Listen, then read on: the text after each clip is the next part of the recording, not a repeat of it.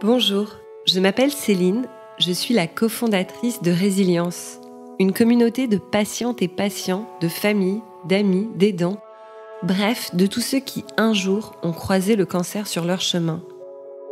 La résilience, c'est l'aptitude à se construire et à vivre en dépit de circonstances traumatiques. Alors ici, nous allons tenter de donner vie à ce concept en tendant le micro à celles et ceux qui en parlent le mieux.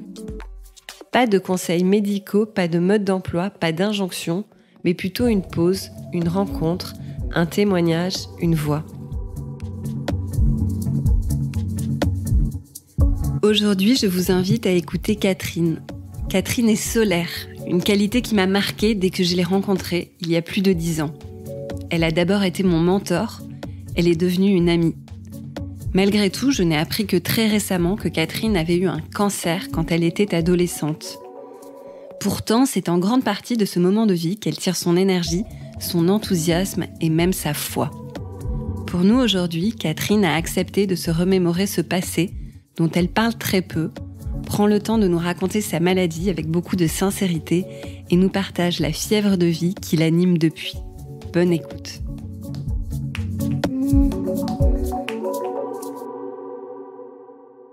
Je me présente, donc je suis Catherine Barba, je suis la mamie du web, je suis une entrepreneure, pionnière du digital.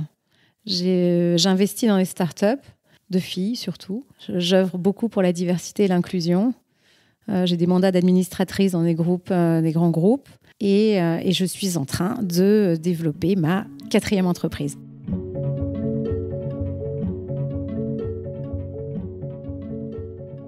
Je reviens à mes 15 ans. C'est bizarre, parce que c'est comme une thérapie, en fait.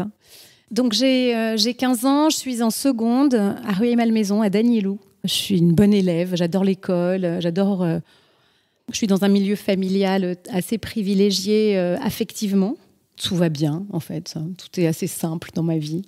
Et depuis quelques semaines, sur mon avant-bras gauche, il y a une sorte de petit bouton bizarre qui se développe, qui est là et qui commence à grossir, à être dur. J'en parle à personne, je trouve ça bizarre. Je me demande si c'est pas une piqûre de moustique, je sais pas trop. Puis après, ça devient vraiment de la taille d'une noisette, un peu plus gros. Et là, j'en parle à mes parents, qui trouvent ça étonnant aussi. On prend rendez-vous chez le médecin, qui nous envoie faire un prélèvement pour analyser ce que c'est. J'y pense pas trop. Je suis pas d'une nature inquiète. Je suis plutôt quelqu'un d'assez positif et j'y pense pas forcément. Et puis un jour, je rentre à la maison et mes parents me disent on a les résultats de la biopsie. Il faut que tu ailles à l'hôpital pour faire enlever cette boule. Et il faut que ce soit demain, quoi. Et donc, c'est comme ça que tout commence. On ne prononce aucun nom, c'est juste une boule étonnante. Je vais à l'hôpital, je vais à Gustave Roussy. Je ne savais pas ce que c'était, mais je me disais c'est un hôpital spécialisé dans les boules du coude. Et à l'issue donc, du prélèvement, de l'opération du coude, je suis à l'hôpital et là, on me dit, toujours très calmement, simplement, il faut que tu restes parce qu'on va faire d'autres opérations. Sous les aisselles, mais je sais vraiment pas ce que c'est. Et puis, je sais plus qui prononce le nom de tumeur à un moment donné. Est-ce que c'est bénin? Est-ce que c'est malin? On rentre pas dans ce genre de détails, mais je me retrouve à Gustave Roussy avec toutes ces opérations. Je rate l'école et je réalise donc que je suis malade.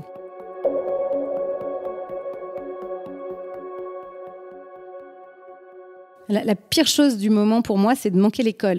Moi, j'étais un petit cheval de course à l'école. Je voulais être toujours première de ma classe. J'adore l'école, j'adore mes profs. Donc, ce qui me contrarie beaucoup, au-delà de tout, c'est de manquer l'école. Et puis, de ne pas voir mes copines, mais qui viennent me rendre visite à l'hôpital et qui ont l'air assez affectées, d'ailleurs. Et je me dis, mais c'est pas grave. Parce que mes parents, eux, sont les mêmes. Ne témoignent jamais d'aucun signe d'inquiétude, de tristesse, de rien. Donc, je les regarde et je me j'absorbe leur confiance. Donc, je me dis juste, ça dure, cette histoire. J'ai pas de douleur. Et puis après, on me dit, faut faire un petit traitement. Tu sais, j'ai l'impression que tout le monde minimise un peu les choses pour me dire, tu es en de bonnes mains. Donc je me sens en de bonnes mains. Mais en revanche, dans le couloir, je croise beaucoup d'enfants plus jeunes que moi, d'autres plus âgés, sans cheveux. Donc là, je commence à me dire, et moi, qu'est-ce qui va se passer avec le traitement ? On me dit, t'inquiète pas, on a identifié la tumeur très tôt, donc on va d'abord faire un premier traitement qui ne risque pas de faire tomber tes cheveux, donc ne t'inquiète pas. Donc je suis assez rassurée, et surtout, il y a une voix en moi qui me dit, ce n'est rien, ça va aller, tout va bien. Je me le répète à moi, et je ne sais pas si c'est une méthode Coué ou autre chose que je développe. En tout cas, je suis dans une sorte d'étonnante confiance. Comme on ne dit pas de mots, c'est pas grave, c'est pris très tôt, c'est soigné, ne t'inquiète pas. Je pense à aucun moment que ma vie est en jeu, que quelque chose va basculer. Au-delà du fait que je ne suis plus chez moi, que je ne vais plus à l'école, que ça commence à durer, je me dis ça va passer en fait. J'ai incroyablement confiance dans la médecine, dans mes parents et en Dieu. Je me sens étonnamment entourée. Et je me dis, ça va passer.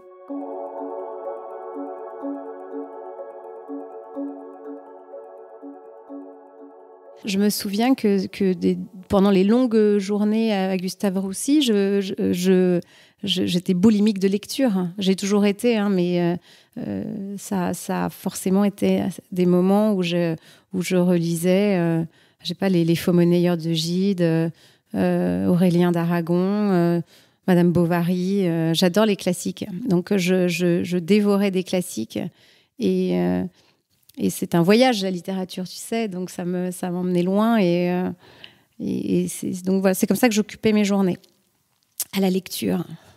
La polarde, tu sais. J'avais tellement l'impression, en plus, de rater l'école. Et je m'en voulais tellement que je dévorais avidement tous ces beaux livres.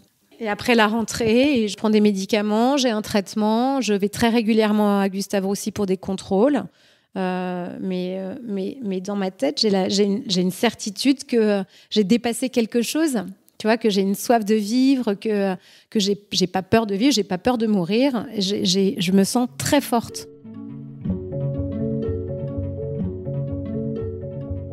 Le lien de ma maladie avec la spiritualité, c'est déjà, il faut savoir que, depuis longtemps, Dieu est la source qui empêche mon cœur de sécher. Ça a toujours été une présence aimante, très forte dans ma vie, une vraie source de joie. Et là, il y a une étape est franchie, je pense. Tu sais, c'est comme avec un ami. Plus tu passes de temps avec un ami, plus tu approfondis la relation, plus tu te connais, tu crées une intimité qui est bienfaisante, qui te porte. Et c'est la même chose que j'ai créée avec Dieu à ce moment-là. Et j'étais beaucoup dans la discussion, dans l'échange, dans la prière, mais pas tellement pour guérir. Tu vois, je me souviens pas d'avoir prié pour ma guérison. Je priais pour que personne s'inquiète. Et j'entendais au fond de mon cœur, ça va aller, tout va bien, n'aie pas peur. La fille qui entend des voix, quoi. Et je le ressentais profondément. J'avais une grande force et un appétit de vie que j'avais déjà avant, mais qui a été décuplé après. Donc, ma spiritualité, elle s'est approfondie à ce moment-là parce que je me suis sentie accompagnée dans la difficulté. Et dès lors, jusqu'à aujourd'hui, toutes les épreuves de ma vie, tu en as, tout le monde en a, je suis accompagnée pour les traverser. Donc, ça ne veut pas dire que j'en ai pas ou qu'elles sont plus faciles, mais c'est pas grave. Et j'ai de la gratitude et une vraie joie. Je me dis, si cette maladie n'est pas venue à bout de ma vie ou que j'ai réussi à dépasser, à être soignée, c'est en vue de quelque chose. J'ai quelque chose à accomplir. J'ai quelque chose à donner sur cette terre et c'est pour ça que je suis là. Donc, j'ai senti du sens à mon existence. Et je me suis dit, je ne sais pas exactement comment je vais l'exercer, mais je sentais qu'il fallait que je puisse donner des choses aux gens. Et surtout, ce goût, ce désir profond de faire. C'est aussi pour ça, probablement, quelque part, que je suis devenue entrepreneur. Parce que j'ai ce surcroît d'énergie, de foi, de force, qui me rend capable de faire, d'avancer, d'oser. Et puis en plus, je ne suis pas toute seule. Donc je me dis, j'ai dépassé cela, j'ai dépassé cette épreuve physique qui a été... On n'en a jamais reparlé avec mes parents, d'ailleurs, depuis. Mais je l'ai dépassée. Et donc, dès lors... rien n'est impossible.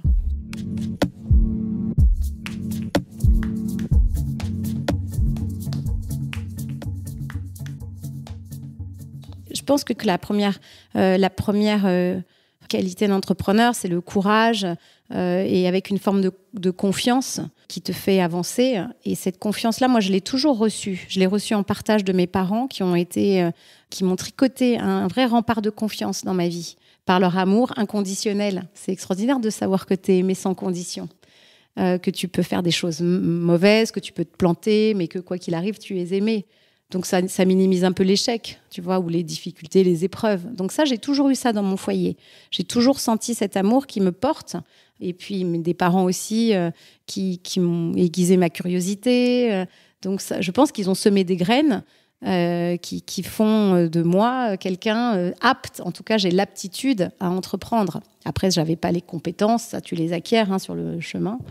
Mais donc, je pense que j'avais déjà un bon terreau. Et puis, cette épreuve-là a été à renforcer ma confiance, en fait. Et donc, c'est pas que je me sens invincible ou que je pense qu'il peut rien m'arriver.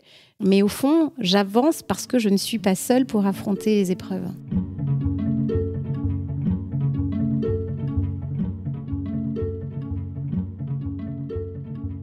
C'est moi, ça, la fièvre de vie. Je ressens ça, c'est vrai. Et ça, je pense que c'est lié. C'est étonnant parce que j'ai jamais vraiment essayé d'y penser et de faire le lien. Mais maintenant qu'on en parle, je pense que dépasser cette tumeur qui a été un marqueur dans ma vie, il y a eu un avant et un après, fait que déjà je trouve la vie merveilleuse, tu vois, je me réjouis d'un rien, j'ai cette légèreté en moi, mais peut-être parce que j'ai conscience aussi que la vie est incroyablement fragile. C'est une fragilité inouïe. C'est aussi pour ça que j'aime autant Giacometti, des petites figurines qui sont hiératiques, qui pourraient n'être rien, mais qui sont quand même là, toutes petites, surtout les petites allumettes, j'adore. Mais ça a aussi fait que chaque moment de ma vie, je le savoure, j'aime la vie. La fièvre de vie, c'est sûr, c'est moi.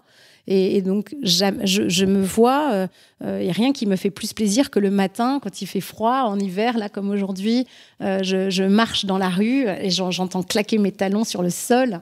Et ce bruit des talons qui claquent, ils me disent « tu es vivante ». Tu vois, ils me disent aussi « savoure, dis merci et fais quelque chose aujourd'hui ». Chaque jour est une vie entière, en fait. Aujourd'hui, ce que je pense, c'est que j'ai cette mission de transmettre du positif, de l'énergie. J'en ai tellement à l'intérieur que ça fait partie de mes missions.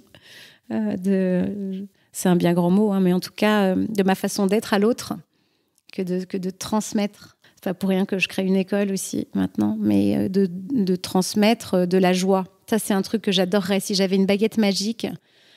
et j'avais un super pouvoir, je voudrais pouvoir transmettre de la confiance et de la joie aux autres. J'essaye de le faire, mais c'est dans ma façon d'être. Mais ouais, ça serait le super pouvoir que j'aimerais avoir.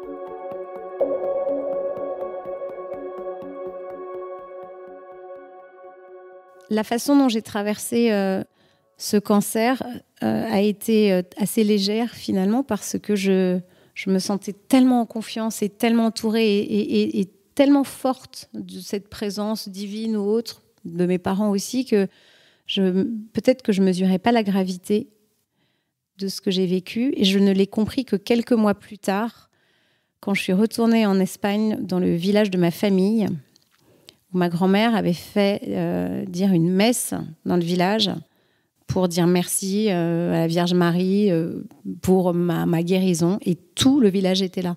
J'ai fait cette espèce de dissociation entre moi qui le vivais et puis la Catherine qui était malade, je sais pas qui c'est, et moi. Et en fait, j'ai réconcilié les deux à ce moment-là et je me suis dit, waouh, c'est pas rien, quoi. Et c'est pas un hasard, si, sûrement, mais la boîte que je suis en train de créer, Karine, qui est une amie que j'ai rencontrée à New York, on a travaillé 5 ans ensemble et là, elle travaille avec moi dans cette nouvelle aventure. Elle aussi, elle a eu, il y a 8 ans, un cancer très sévère, un cancer du sein. Et c'est drôle parce que je vois en elle ce comportement qui est le mien, en fait. C'est une sorte de miroir. La fille qui a un surcroît d'énergie, d'appétit pour la vie, pour qui c'est pas grave, qui est tout le temps en train d'avancer, qui donne. Je me suis dit, waouh, il y a peut-être un lien, ouais.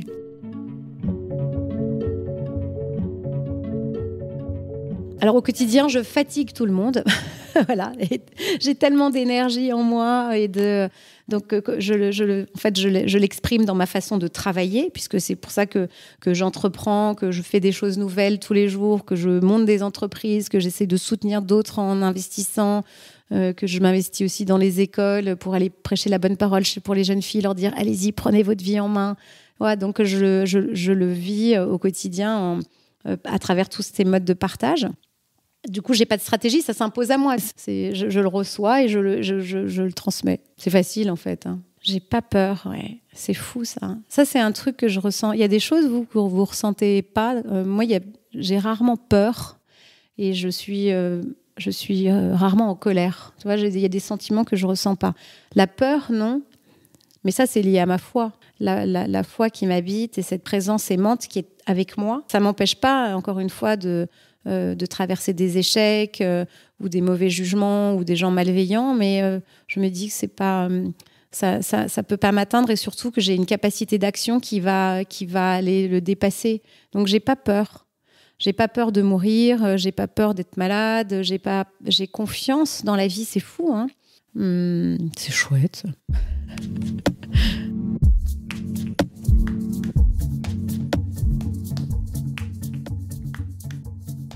Peut-être que la meilleure façon que j'ai trouvée jusqu'à présent de pas d'en parler, mais d'exprimer ce qui m'était arrivé, c'était d'être quelqu'un qui passe de l'envie, quelqu'un qui passe de la confiance. C'est à travers cela que, sans mettre de mots dessus, je témoigne du cadeau qui m'a été fait finalement, le cadeau de la vie, ce cadeau d'être tellement bien entouré pour dépasser une difficulté que rien n'est grave, rien ne peut m'arriver. Donc je n'ai pas éprouvé le besoin d'en parler, non.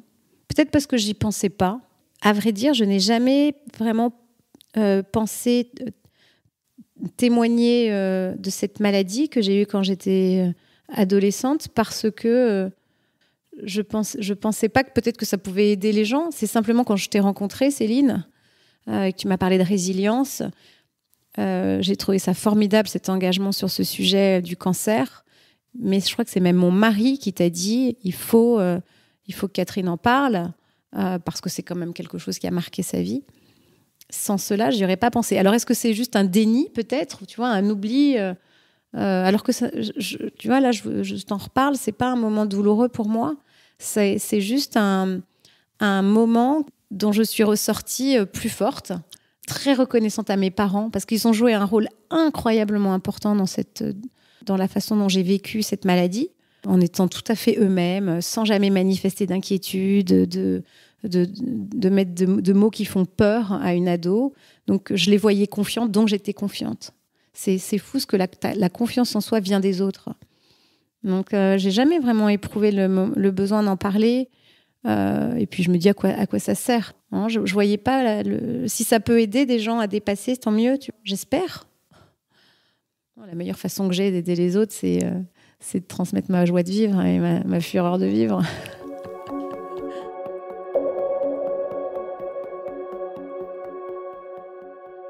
Elle était très impressionnée, ma fille, quand je lui en ai parlé. Je pense que je lui en ai parlé quand elle avait peut-être 15 ans, aussi, tu vois. Je lui en ai pas parlé avant, comme j'en parlais jamais, de toute façon. Et elle m'a demandé de lui en reparler plusieurs fois et comment c'était. Je sais pas, cette curiosité qui était la sienne. Déjà, c'est difficile d'imaginer tes parents enfants. C'est toujours bizarre, mais je sais pas. Je lui demanderai la prochaine fois comment elle a. Mais je me souviens qu'elle était impressionnée. Elle avait l'impression d'apprendre quelque chose d'important. Et elle voulait en savoir plus. Et elle me dit, ma pauvre maman, elle me prenait dans ses bras, tu sais, pour me consoler. Je dis, ça, c'est passé, t'inquiète pas, hein, ça va, tout va bien. Et je lui dis surtout, regarde tout le positif que j'en ai tiré, regarde cette énergie que j'en ai tirée, cette soif de vivre et cette confiance à toute épreuve. Donc, c'est toujours un mal pour un bien, surtout vu dans mon cas, en tout cas, j'ai eu beaucoup de chance, encore une fois. Donc, et elle s'appelle Inès, comme ma grand-mère qui m'a fait dire la messe. Tout est dans tout.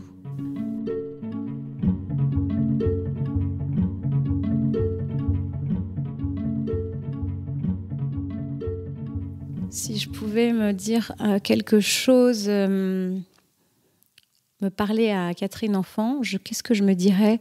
Let it go. Laisse-toi porter. Tu vois, ne réfléchis pas. suis le protocole, écoute tes parents, laisse-toi imprégner de cette chaleur, de cette confiance qui est déjà en toi. En fait, accueille ce qui arrive. N'aie pas peur. C'est mon côté Jean-Paul II, ça, oui. N'aie pas peur. La peur n'évite pas le danger, on le sait, hein. Mais n'aie pas peur.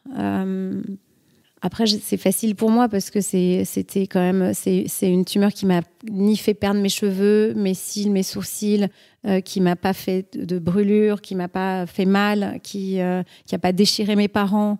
Je sais que tout ça arrive, tu vois, et donc je me sens incroyablement chanceuse d'avoir été traitée très très en amont. Donc c'est facile en fait pour moi. Tu vois, j'ai eu de la chance finalement.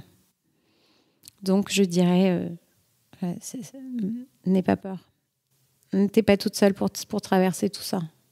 Moi, j'aimerais bien de passer du temps. Hein, s'il y a des gens qui ont envie de discuter de cela, je suis disponible. Je raconte des blagues, je fais des devinettes et des charades. Non, mais je pense que c'est être disponible, ça c'est quelque chose qui compte. Et je sais pas, j'imagine que quand tu es dans une situation aujourd'hui, maintenant, quand tu nous écoutes, où tu es en train de lutter contre la maladie, t'es pas tout seul, t'es pas toute seule. Donc moi aussi, je suis là. C'est pas grand-chose, hein, mais je veux bien discuter.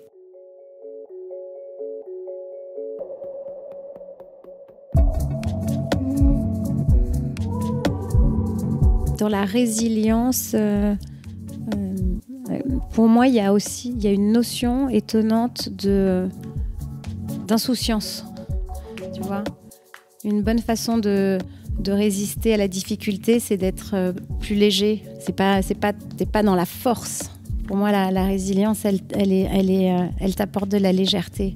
Donc, la résilience, c'est la capacité à aller capter la légèreté.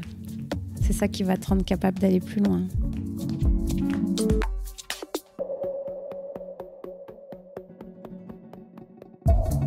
Catherine nous raconte comment de son cancer, elle a puisé sa foi, sa confiance, sa joie, une véritable fièvre de vie. Survivre à un cancer peut changer la vision d'une vie. Catherine en a fait l'expérience. L'épreuve du cancer a des conséquences évidentes sur la vie de celles et ceux qui le vivent. Et malgré la tempête, cette épreuve peut donner la chance de grandir, d'apprendre et de chérir ce qui apparaît comme essentiel aux yeux de chacun.